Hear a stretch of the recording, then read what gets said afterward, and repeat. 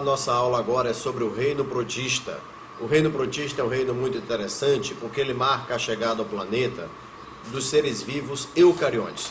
Os protistas são os primeiros organismos eucariontes. Agora veja, eles se dividem em dois grandes grupos.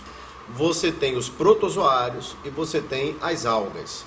Vamos começar o nosso estudo pelos protozoários. Veja, os protozoários são classificados de acordo com o modo de locomoção. Por exemplo, o primeiro grupo que nós vamos ver vai ser o grupo dos ciliados.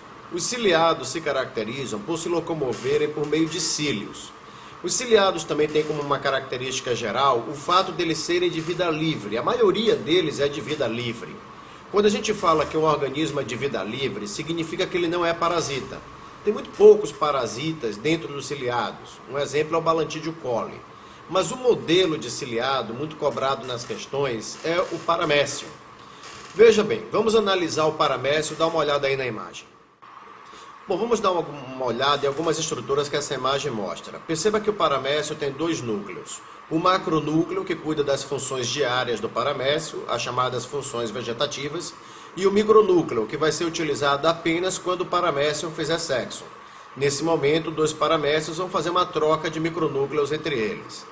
Note também uma estrutura azulada aí no desenho que nós chamamos de vacúolo contrátil ou pulsátil. A função do vacúolo contrátil é de controle osmótico. Protozoários de água doce estão sujeitos a muita entrada de água na célula por osmose. Se essa água entrasse sem controle, ele poderia arrebentar e morrer. Então a função do vacúolo contrátil é recolher o excesso de água que entra no paramécio por osmose e lançar esse excesso de água para o lado de fora. Quanto à digestão, o paramécio possui uma abertura chamada de suco oral.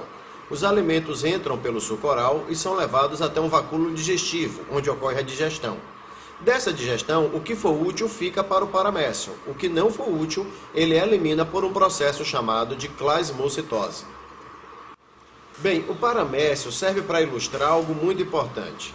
Tudo bem, ele é unicelular, mas você deve ter notado que essa célula é altamente complexa.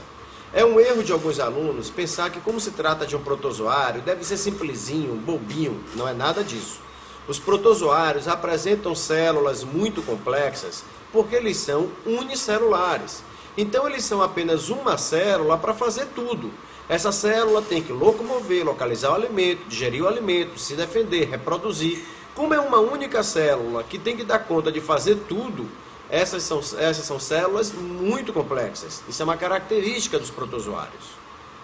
Nós já estudamos o grupo dos ciliados, que são os protozoários que se locomovem por cílios. Vamos dar uma olhada agora no grupo dos rizópodas, também chamado de sarcodíneos.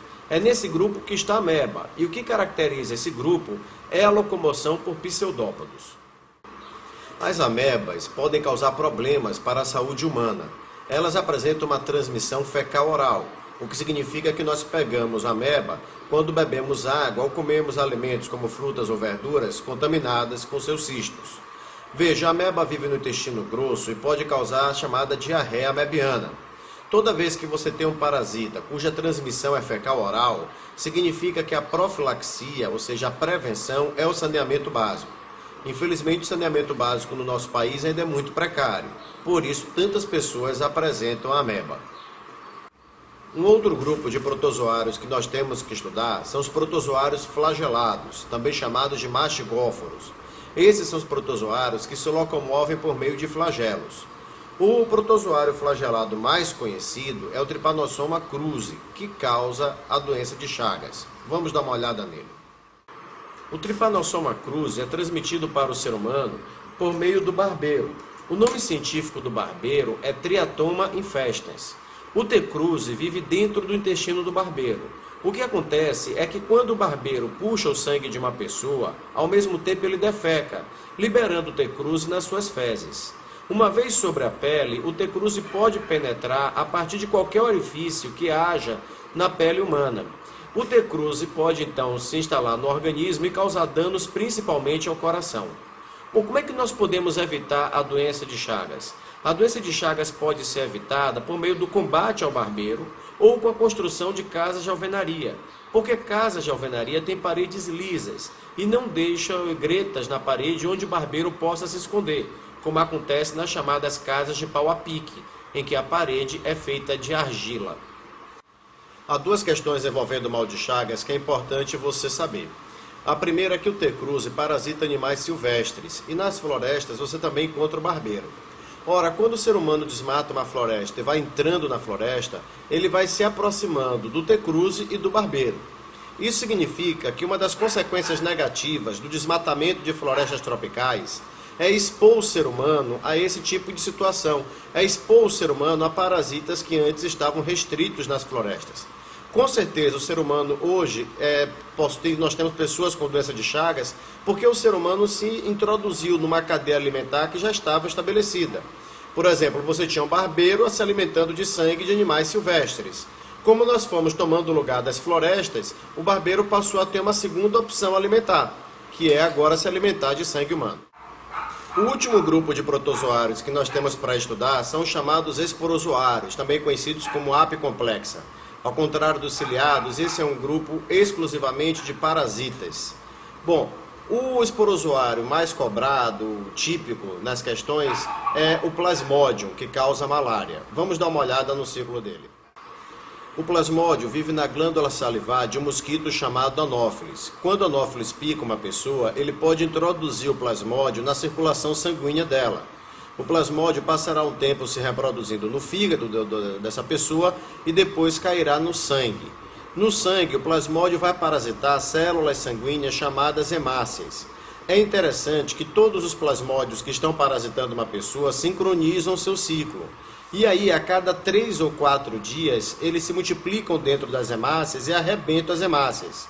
Portanto, uma pessoa com malária vai ter as suas hemácias arrebentadas, uma boa parte delas, de 3 em 3 ou 4 em 4 dias. E isso coincide com um pico febril. Por isso que a malária também é chamada de febre tessã ou febre quartã. Enquanto alguns plasmódios ficam arrebentando hemácias e parasitando novas hemácias, um outro grupo se diferencia em gamontes e ficam então esperando um outro mosquito, um outro anófeles, picar a pessoa e puxar os gamontes para dentro dele. Esses gamontes entram no mosquito e fazem a reprodução sexuada dentro do mosquito anófeles. É por isso que na malária o hospedeiro definitivo é o anófeles e o ser humano é o hospedeiro intermediário. Isso se deve ao fato de ser dentro do mosquito que o plasmódio faz a reprodução sexuada. Bom, a prevenção da malária obviamente se faz a partir do combate ao mosquito. Bem, pessoal, essa foi a nossa primeira aula a respeito do reino protista. Na próxima aula do reino protista nós veremos as algas. Até lá!